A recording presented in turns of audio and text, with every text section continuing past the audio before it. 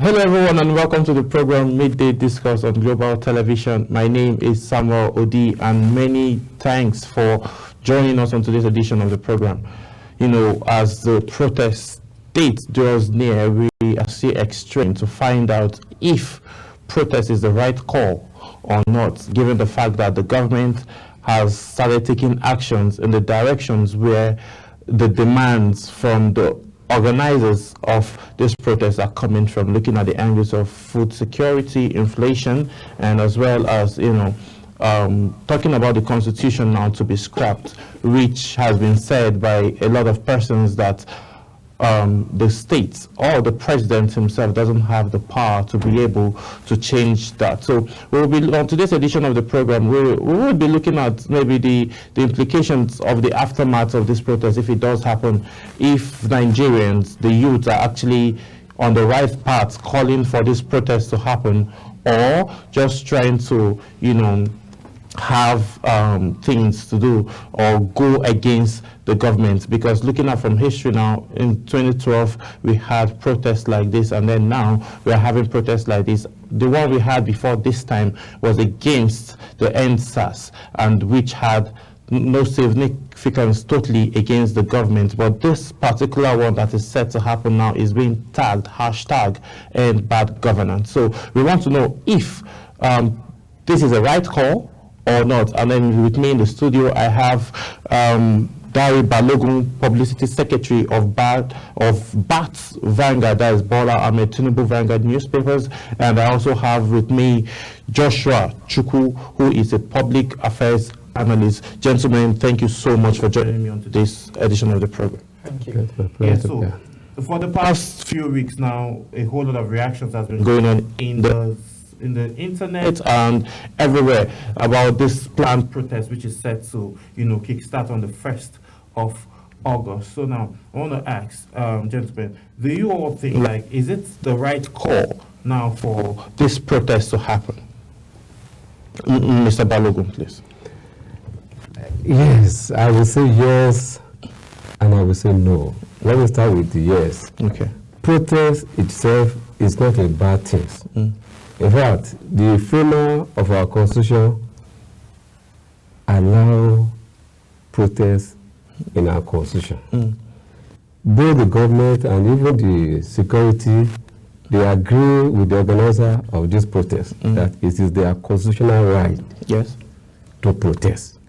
But what we are speaking against is the violent protest. Because the violent protest will do us no evil, no good. We harm our economy the more. So that's why we are appealing to them that there is every probability that the protest will be adjourned, like with the way we saw in 2020.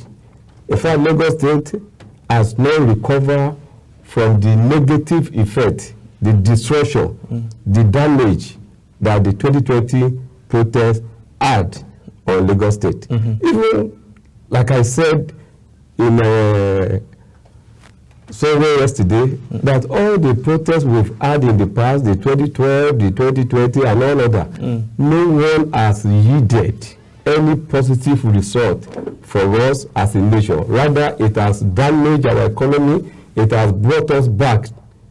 That, yes, they have made their point and their view known to the government.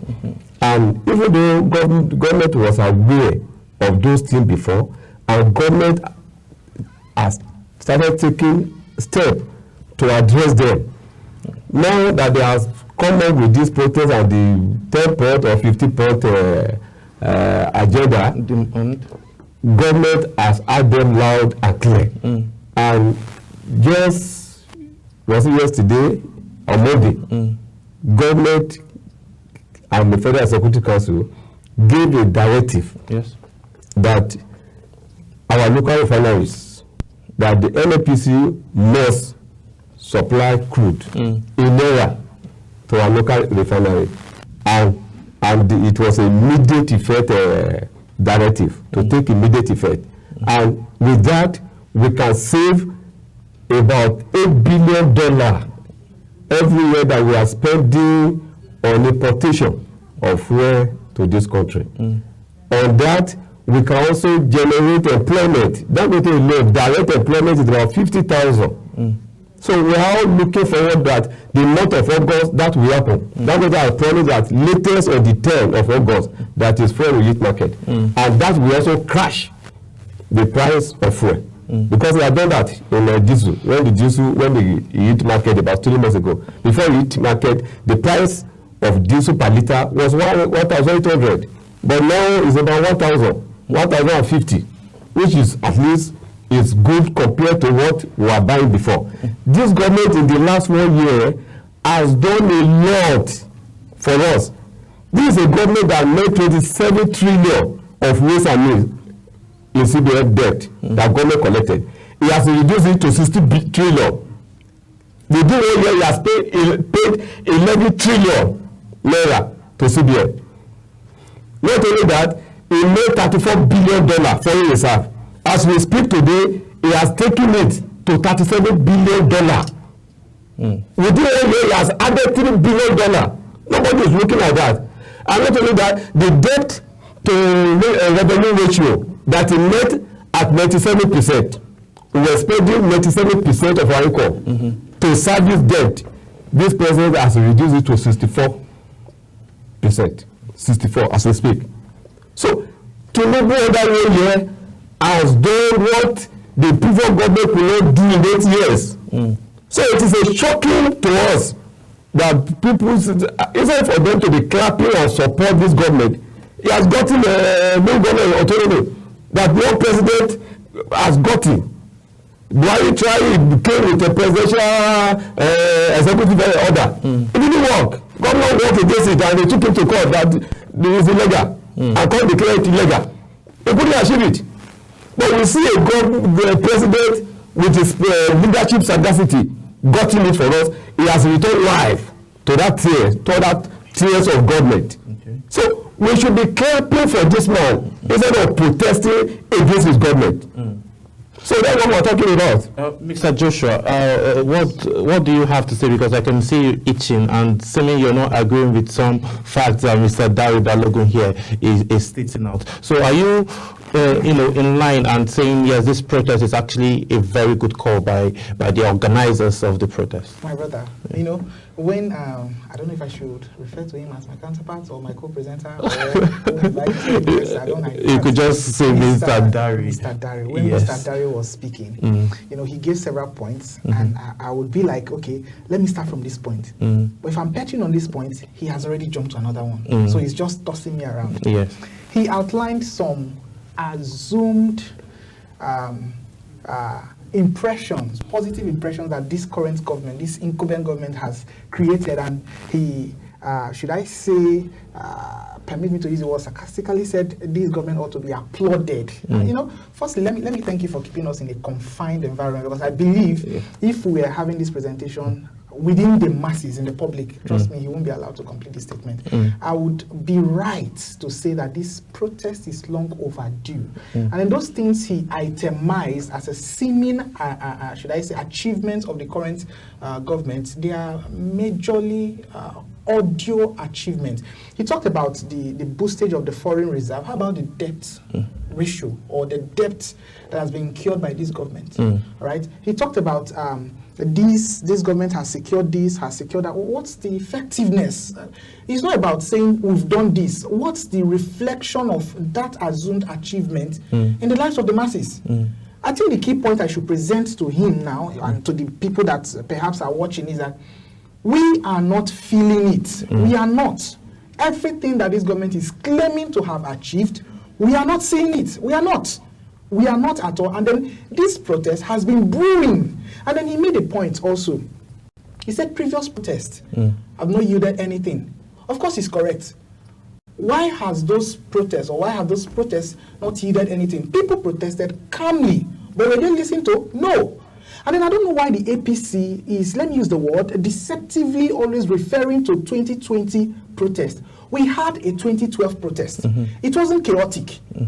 And then he made mention of protests in recent times have been hijacked. Now, who hijacked the protest? Is it not seen those APC talks? We have videos. They're all over the net. There was one that was wielding a machete. We saw him. Prince, the police force PIO said he can nab anybody within few minutes. And they projected that picture to him. This guy, has he been nabbed?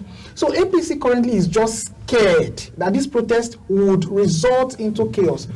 I'm going to be a part of the protest. I do not intend to have this protest turned into a chaotic scene, right? We just want to let them know, end bad governance. And that bad governance is not just a literary statement. We have itemized things we want them to tackle, all right? And once this is tackled, we just march peacefully 10 days, and then we are back to normalcy. They shouldn't be scared, except if it's hijacked, then... Do you think all the blames now should be on the president, not looking at, we're in the Federal Capital Territory, so we should be holding maybe the ministers, the minister of the FCT, if things are not going on well, because obviously he's more like the governor of the FCT, right? So now, let's look at this angle now, because most of these issues happening also have its own course in the states, which we have governors who are supposed to handle that. So do we think like having this nationwide protest now and then putting everything on Mr. President is actually the right call? Do you know why? Okay, before I give a response to that, I think it would be right to always call out our names, so we know we don't just interject on each statement. Yes. So I don't know if that question is. Yes, for you, Mr. All right, beautiful. Now, in a family can be chaotic, but there's a figurehead they refer to. Okay. Objectively, I won't say this problem alone is caused by Mr. President. Okay. But I believe a reason for this protest is pointing towards the amendment of the Constitution. Okay. Now, I'm coming from an angle. Now, the president being the father figure of the nation, he should have that prowess to find a way to amend the Constitution in such a way that if there are any underperforming ministers, senators, representatives, or governors, there should be a way to sanction them. Okay.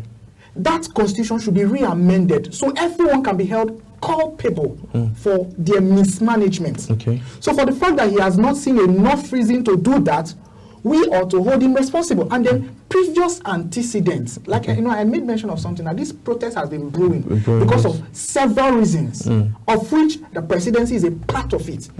It will interest you to know, let me just digress a bit. It will interest you to know that a certain, I don't know if the person is a senator now or a House of Representative member, defected from the Labour Party and then went to the APC. Okay. The Senate handle, the presidency, or the Senate handle, the Twitter handle of the president of the Senate, announced it on Twitter and then said something like, this Senator X has dumped Labour Party and then moved to the APC. That's bias. That's wrong. That's wrong. Why did I bring this point? A lot of things has been chaotic, has been tagged as chaotic by this APC government, and these are the things that the masses sees, and then they get aggrieved the more.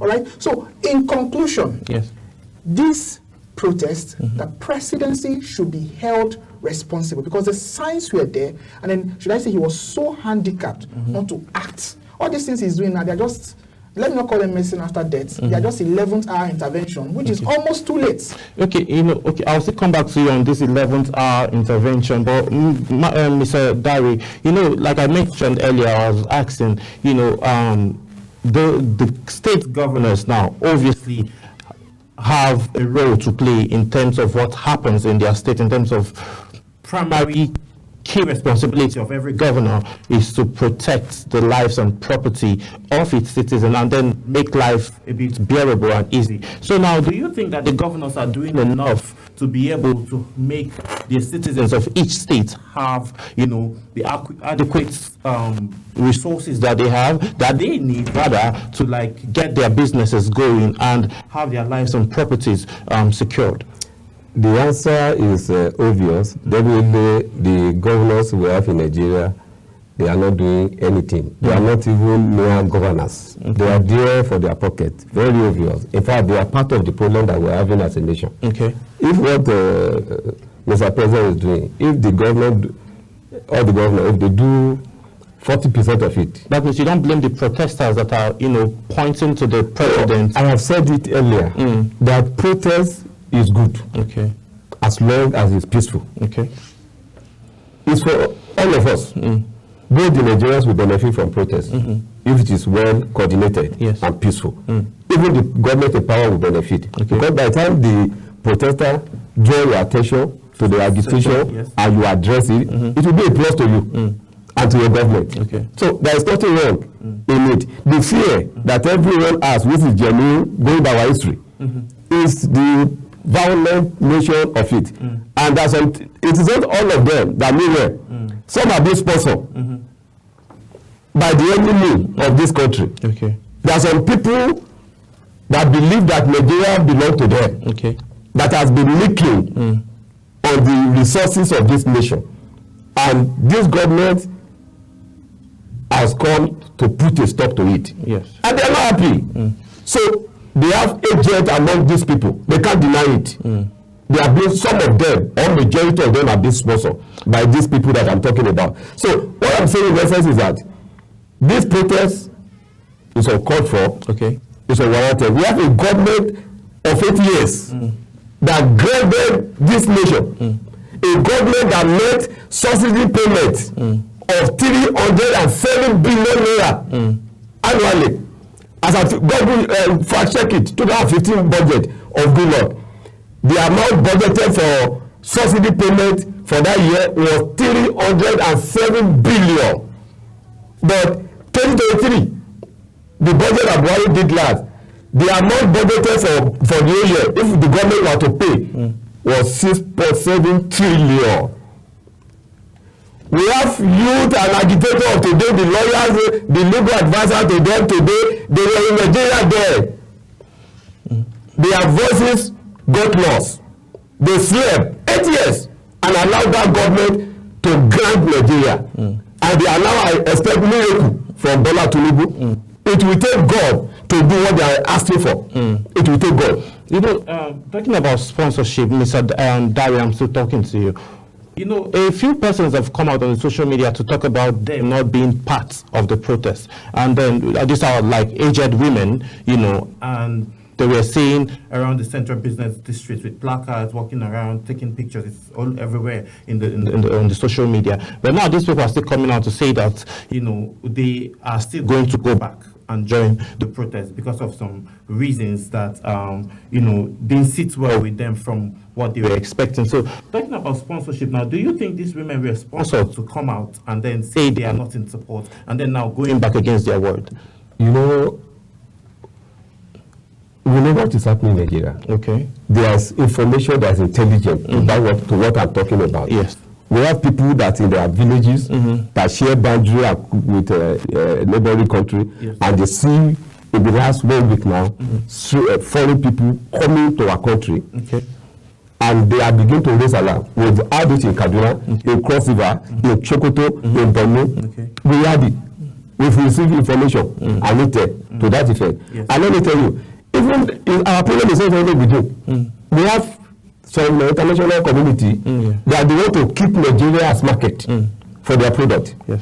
These are producing generators. They are the one, they don't want our light to work. The fuel where we are importing those things from, they don't want our refinery. They are the one sitting on our refinery and using their collaborator in Nigeria to achieve that. To achieve that.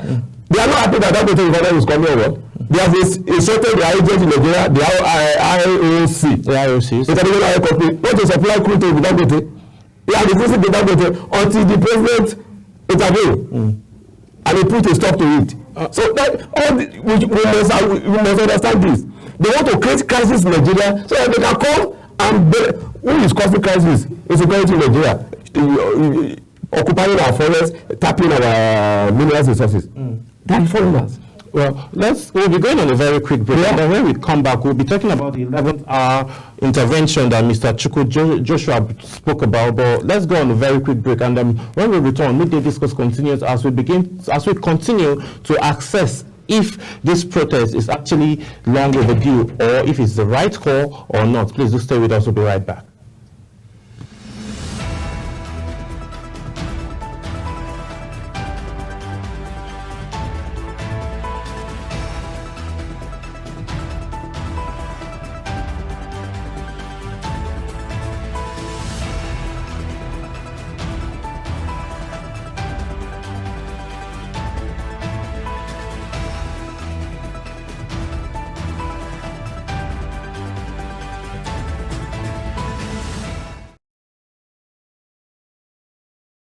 Are you a food lover? Do you care about your health and nutrition? Are you interested in exploring the diverse culinary traditions from around the world? Then look no further. Introducing Lunch Global on Global Television, a show that takes you on a delicious journey through the world of food, nutrition, and diet. So, whether you're a seasoned foodie, a health enthusiast, or simply curious about the world of food, Lunch Global has something for everyone. Tune in Mondays to Fridays and let your taste bud take you on a journey of flavor, culture, and discovery on Lunch Global. Bon appetit!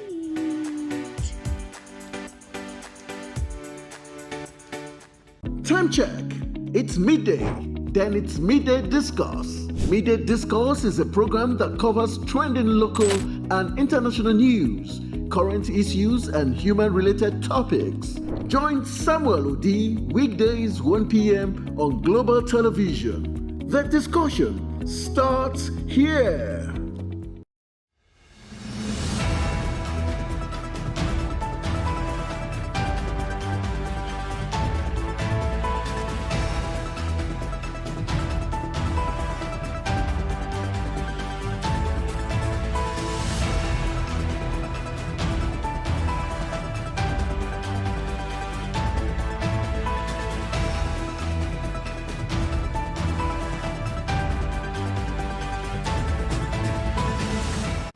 Many thanks for staying with us, and if you're just joining, this is Midday Discourse on Global Television, and I have two amazing great men here with me in the studio, and we're strained to find out if the protest is the right call or not. So, Mr. Joshua, you were talking about the 11th hour intervention, yes, which has to do with, I would say you're thinking about the 70,000 naira minimum wage that was just signed. Yes. So do you think that is, a right call to soften the heart of those that will be going out for, or would they, take it out of the 15th list demand that they have? I won't explicitly say that's a right call. I'd rather address it as an attempt. Okay. Right? Because even if you pay the common man today 70,000 naira, it won't be enough. Okay. Recently, 9 balls of pepper was 1,000 naira. 9 balls. 9 balls was 1,000 naira. Now, still recently, a mudu of gari was getting to almost 1,005. Transportation is there. It won't be enough just for a single man.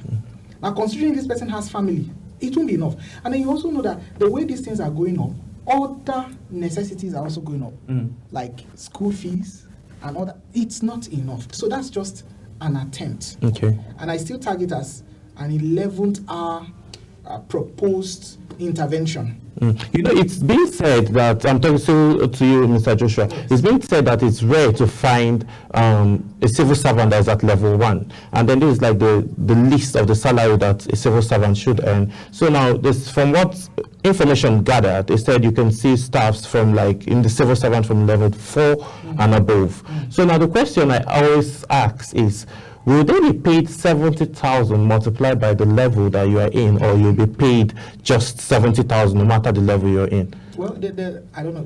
You want to say something else? No, that's the question. Okay. Now, the proposal has already, or the proposed 70,000 naira minimum wage, yes, has been signed into law. I gathered. Right? That's a minimum payable amount to a staff. Staff, yes. Right.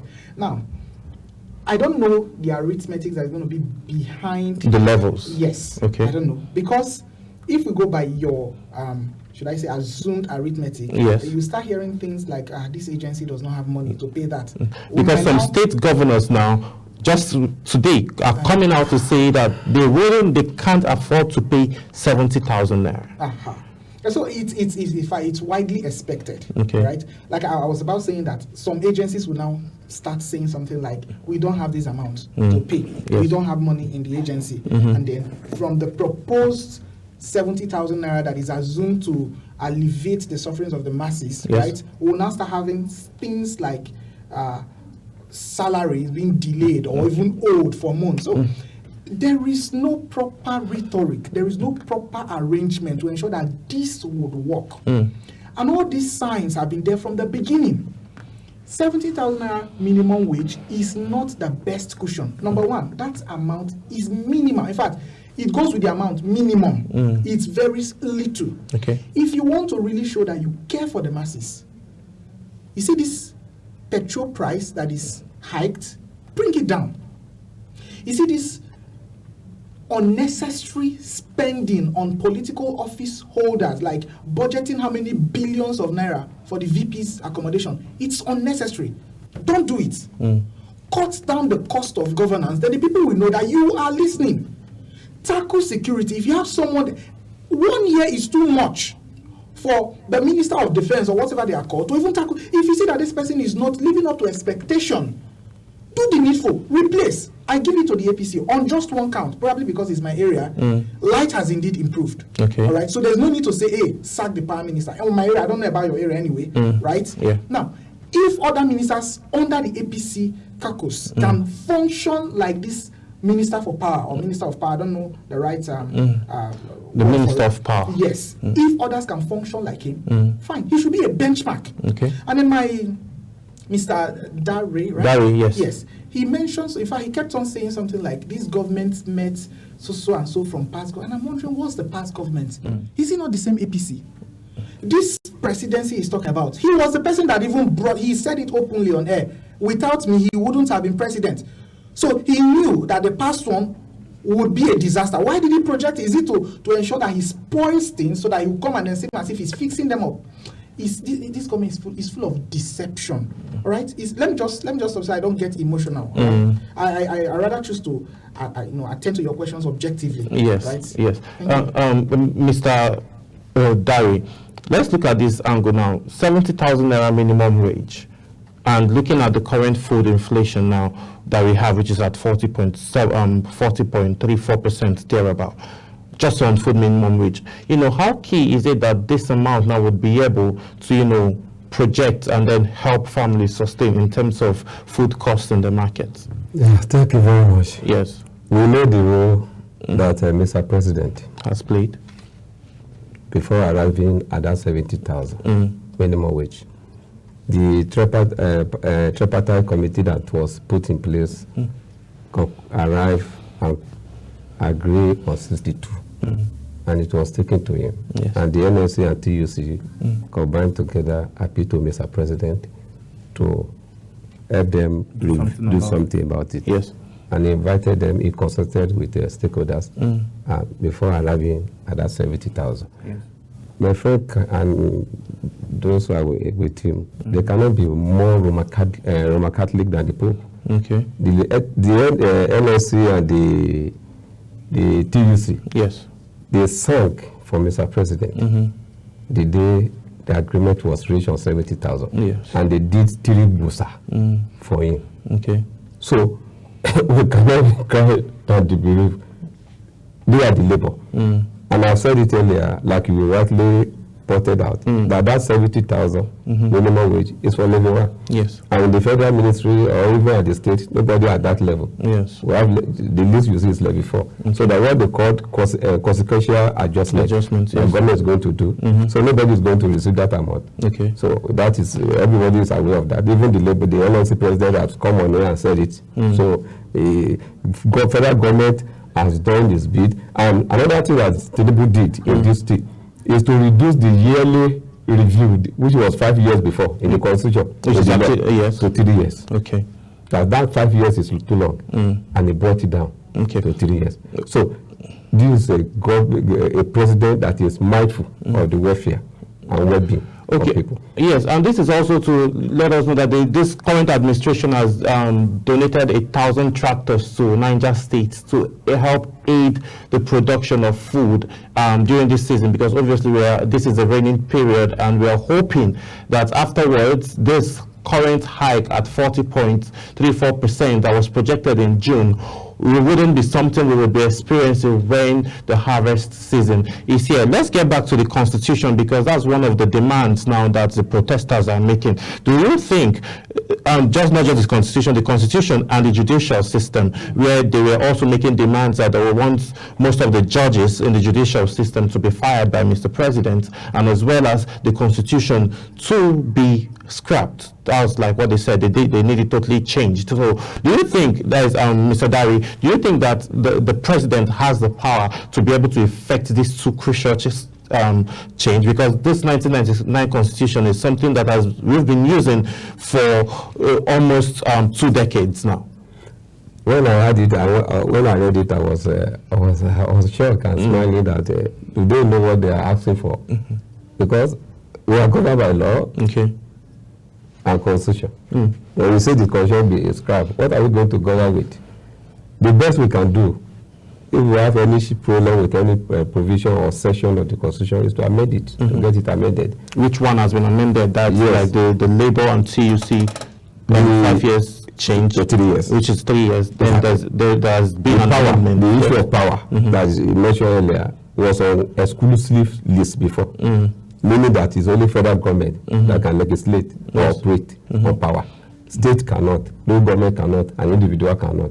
But one of the first bill that the president electricity bill, was to take it from exclusive list to concurrent. So an individual, state government, local government now can generate and distribute power. We was also before.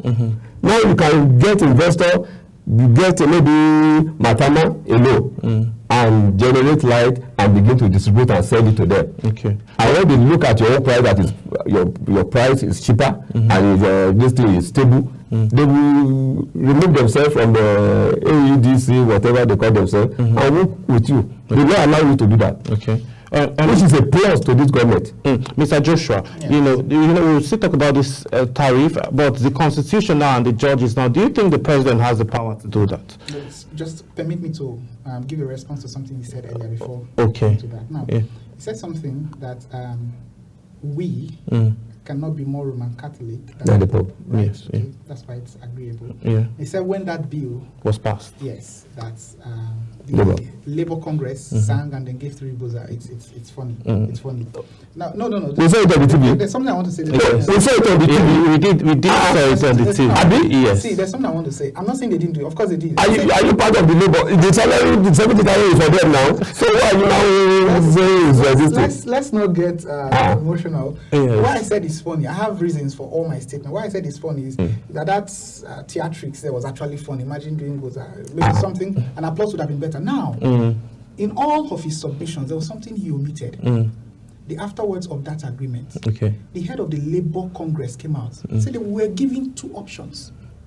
Now, 62,000 naira was presented by the tripartite committee, right? Yes.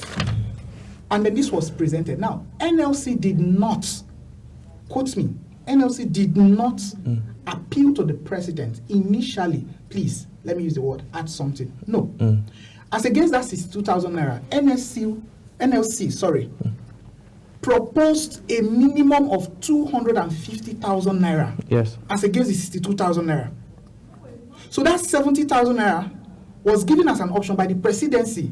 It's either we pay 250,000 naira that you are proposing, and then we further increase the fuel price. Yes. So there will be in fact, like a proposed kickback mechanism. Increase it, and then we get our money back through hike in fuel price. That's not a government that is considerate, right? So they propose that, or take our 70,000 naira. The little thing I'm going to add to this. So NLC.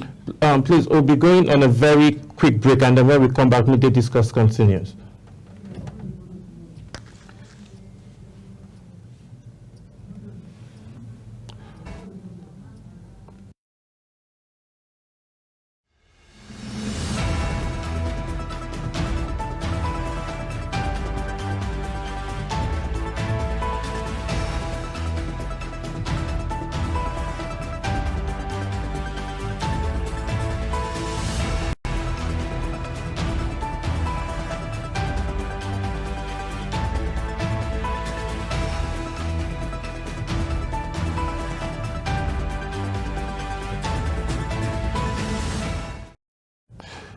Yes, welcome back, and sorry we had to go on that quick wardrobe break. Yes, sir. Mr. Joshua, sorry to cut you short. Please continue. Yes, that wardrobe malfunction was as a result of APC.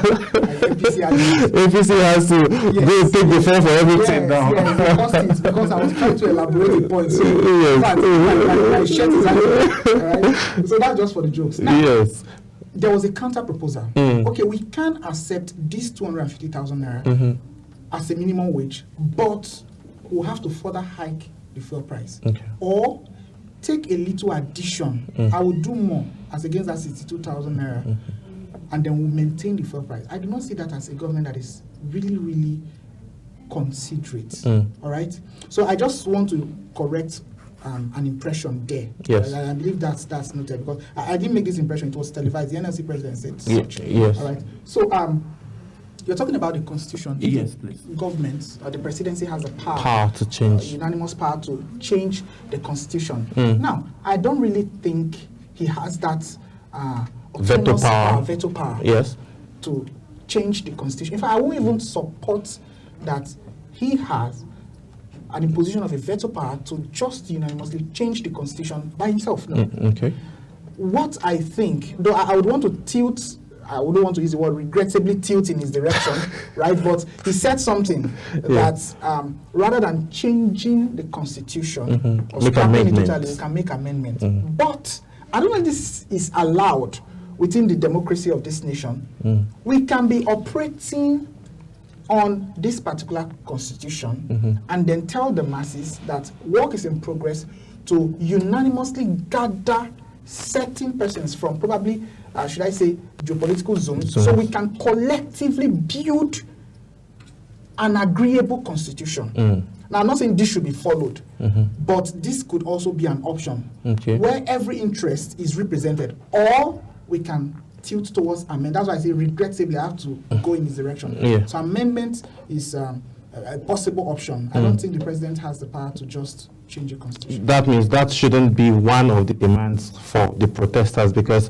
the president obviously himself does not have the power to go ahead of that. So if I was having the list, I would just asterisk that, and that it's not something that's even up for conversation. So we'll just be moving on. Well, you know, talking about the fuel now, you made mention of fuel price and Dangote. So all of this now had to do with NNPC trying to hold and all of that. So the swift reaction now from Mr. President when he came out to give an order, though on this same very show, I had the former energy DG who we had a very interesting conversation, and then we made suggestions for things to be sold in Nigeria, you know, in Nigerian naira, so that it would help boost our economy, and then it's just going to be, it was going to cushion most of the challenges that has been faced. And then kudos to Mr. President, probably he took a page off our book and then he went with that. So we are happy that that is happening at this point. But how key is it now for us to have our fuel price now, that is the PMS, what is being sold in the filling station, come down from 617, and that's for the NNPC. Other filling stations sell as much as 700, 800 outside the capital territory now. Some persons complain that they buy, even in Port Harcourt, they buy for like 800, 900, 1,000. So how key is it going to be now that the effect of Dangote's products hitting the market is going to help cushion the price of the fuel subsidy, of the PMS price, Joshua? Now, I want to give this to the APC government. They are very much full of drama. Okay. Now, it would have been key if this Dangote product hits the market. I'm sure it would reduce substantially the price of fuel. But do not be taken aback if there's an 11th hour drama.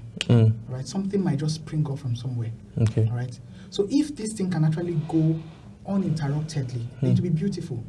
It's long over. For goodness sake, we own this oil. So we should have that laxity or that levity of time to enjoy our resources. We are not supposed to be having this. So if Dangote products can hit the markets, I think he mentioned August 10th. August 10th, yes.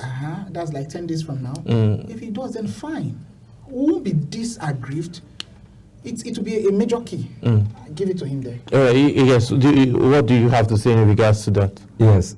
That's why we are appealing to the organizer of this protest. But give Mr. President time. This president have told us, the entire Nigeria, that from December, yeah, they'll be smiling. That's 6 months from now. Not technically, not up to 6 months anymore. That money. You know why he said that? By the grace of God, Dangote refinery or petroleum, petrol, will hit market by August. And that will crash the price of petroleum product. He has achieved that in diesel. At the time he came to the market, diesel price was 1,700, 1,800. But as we speak now, it's about 1,000 naira.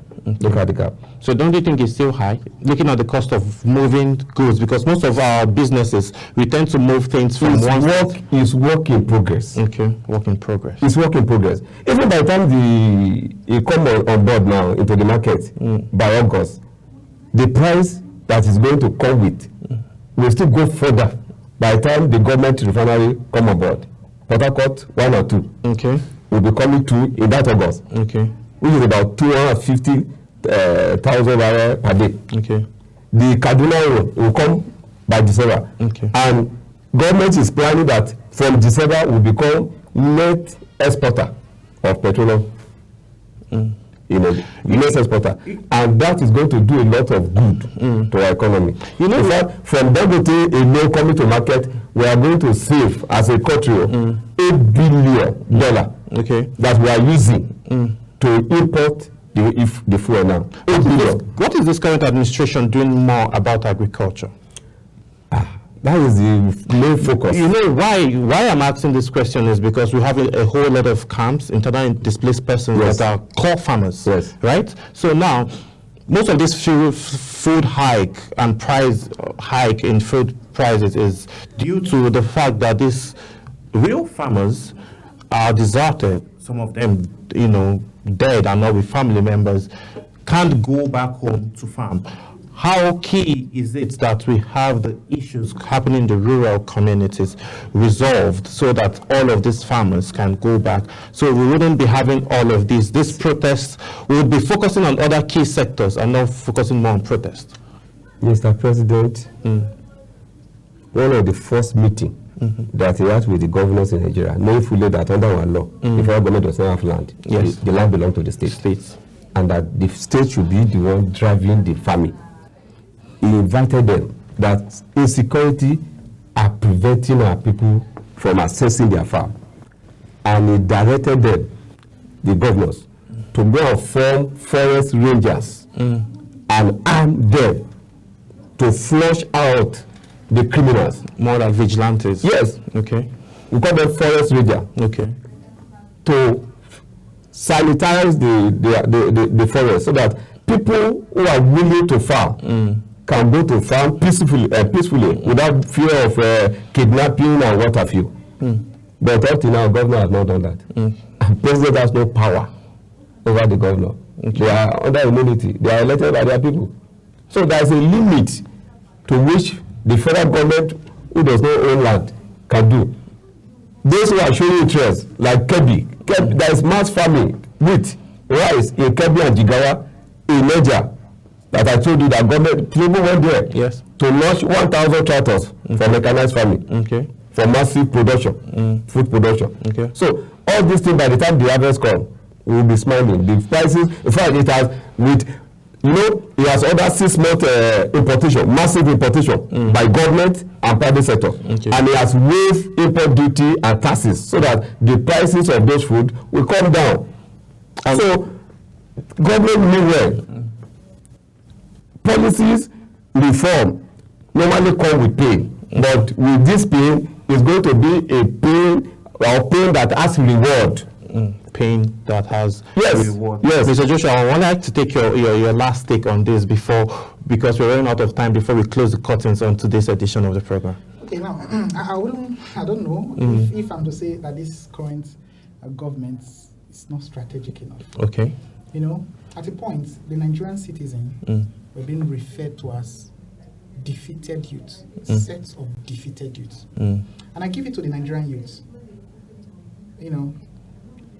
We are awake now. We would not allow things to just be the way they usually would have been. Anybody can just come do whatever because you are having political power and then you feel you can go free. These things he mentioned, let me start with the refineries Port Harcourt refinery. They even tagged it Port Harcourt refinery 1 and 2. They actually right? so there. Okay, that's beautiful. But do you know how long we've been hearing this? That this will come up, this will come up. As far back as 2018. It's even before 2018. We keep getting this Warri refinery, Kaduna. It's been long. Now, it's one thing to make a statement that you want to do this, and then it's another thing to enforce it. Now, there's a statement he made now that is really getting me bad, not to him, but on the system, the Nigerian system. The president was assumed to have called the governors, develop a foreign ranger system or whatever, to sanitize and then sanitize the forest. To me, that's an executive order. Yes. And then if this order is not being carried out, an order, give a timeline. And then the way I operate in my office, I believe in feedback mechanism, practical feedback mechanism. If a whole president has given this order and then it's not carried out by the governor, there should be an imposition of a veto power that would allow the presidency to enforce it. Yes, not just enforce, but sanction defaulters. That means that comes out to the aspect of the 1999 Constitution now being amended. Exactly. I referenced that for now. Yes. Right? So a whole lot of things are obviously wrong. And they got it wrong from the beginning. The first day he assumed office, subsidy is gone. That's very, very unstrategic. Okay. Immediately, prices skyrocketed. Yes. All right. Should have taken this meticulously. So he missed that step from the beginning. And then all this, like I mentioned earlier, unnecessary bogus spending with huge resources. Let me just itemize the things I believe could have alleviated this strike or this protest. Number one, he shouldn't have made that statement, but it's already done. It's done. All okay. Right? Then the second one, you see these bogus spendings. How many billions for VP? How many millions for SUVs for the legislative arm of the government? Those ones are highly unnecessary. Then decisively tackle insecurity. If the Minister of Defense or whosoever is in charge of security in the country is not living up to your expectation, summon the person, fire. Simple. By firing, I don't mean arms, right? Yes. Sack the person, replace, and then be involved in this drive. Let the masses see you, and then also always interface with your citizens.